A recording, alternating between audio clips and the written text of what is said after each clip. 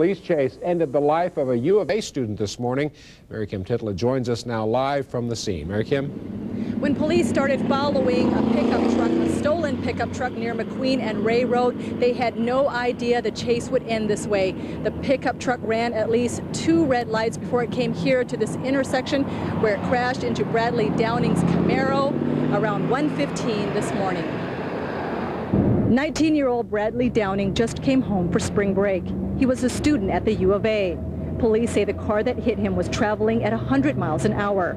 The seatbelt he was wearing couldn't save him. Well, the metal latching mechanism was actually latched on the seat, but the webbing had actually been ripped off because of the impact. And it struck with such impact that the officer told me that he saw the Camaro actually lift off the ground and rotate several times in the air. After the crash, the pickup truck hit a median and rolled end over end, finally stopping 100 yards away. Police say the pickup truck had been stolen just 2 days earlier.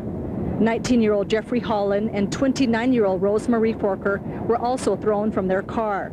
Their injuries are not life-threatening. In Chandler, Mary Kim Titla, 12 News.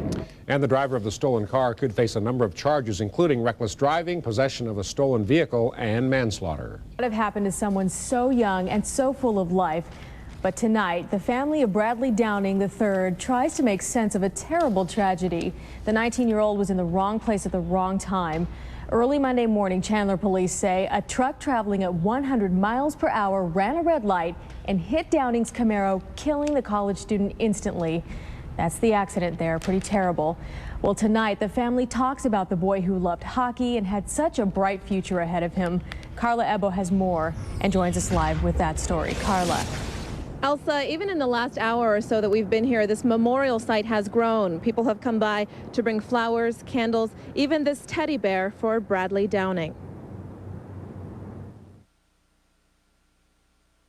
I guess I had always just thought of a future with Bradley, you know, sit around someday when we all had kids and just, you know, wonder how we got that old. But now Bradley Downing's family has to get used to the idea that they will never see him again. Can't believe he's gone. She had so much going for him. You see something on the news like that and you say how sad or something and you just go off to your daily activities. And then when it happens to you, it just turns your whole life around. The family has spent the time since Bradley's death at home together, looking at old pictures of when he was young. Every day I ask why this happens. And I still don't understand, but I just think that I had 18 years with him. That he has touched everybody and his friends and family. Just, I get to miss him dearly. The lesson they've learned from all of this? Life is too short. You don't have sometimes a chance in coming days or weeks or months or years to make relationships that are important in your life right. Also, Bradley's funeral is this Saturday at Lakeshore Mortuary. Okay, Carla, thank you very much. A woman, or young Valley man, killed as his adult life was just beginning. Memorial services for 19-year-old Bradley Downing III will be held tomorrow. Downing was killed on Monday morning. Police say 2 people in a stolen truck ran a red light going 100 miles per hour and slammed into Bradley's Camaro, killing him instantly. Bradley's family want people to learn from his tragedy and remember the big impact he made in the lives he touched. He was a friend to young or to old. He had a way about him that he could draw anyone into him, and I think anyone who spent even a moment of time with him would call him my friend.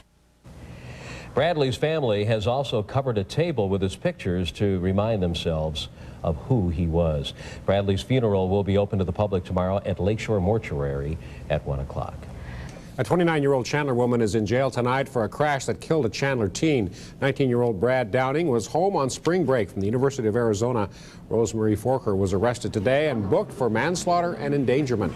They say she was at the wheel of the car that hit Downing. Mary Kim Titla found out this is not the first time Forker has had a brush with the law. Mary Kim? Well, a warrant was actually out for her arrest for parole violation right before the crash happened. Here's some of the paperwork involving just a few charges she's faced in her past, including unlawful flight. She has a very thick folder in Chandler City Court. Police say Forker has been in and out of court since 1982 for a number of violations, including theft, aggravated assault, and shoplifting. In 1996, Forker was involved in another police chase. She crashed into a parked car and tried to run away on foot, but police caught her. She went to prison for unlawful flight. Yolanda Mata says her sister vowed to stay out of trouble when she was released last November. She said when she had got out of jail not so long ago that she was going to quit everything. And so what do you mean quit everything?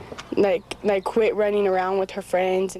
Jeffrey Holland, the man who was with Forker the night of the deadly crash, told his mother he met Forker at a party. He jumped into the pickup truck only to go to the store. That's when she ran from police.